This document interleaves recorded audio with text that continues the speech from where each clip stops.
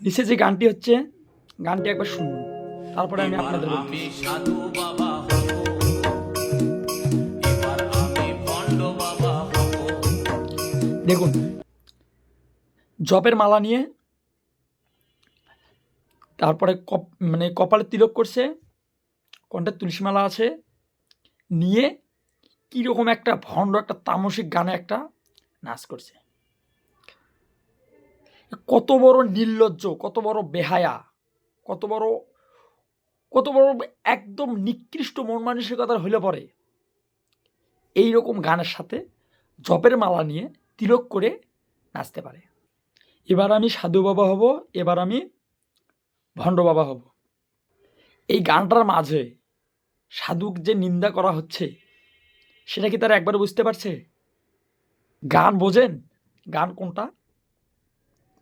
গানের মানে কি? এসব কি বোঝেন? এসব তো বোঝেন না।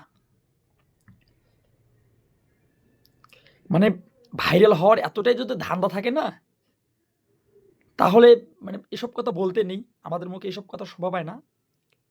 অন্য পদ্ধতিতে ভাইরাল হন, টাকা কামাইতে পারবেন। এভাবে ভাইরাল হওয়ার দরকার নেই। আর না হলে একদম ভালো কিছু করে ভাইরাল হন।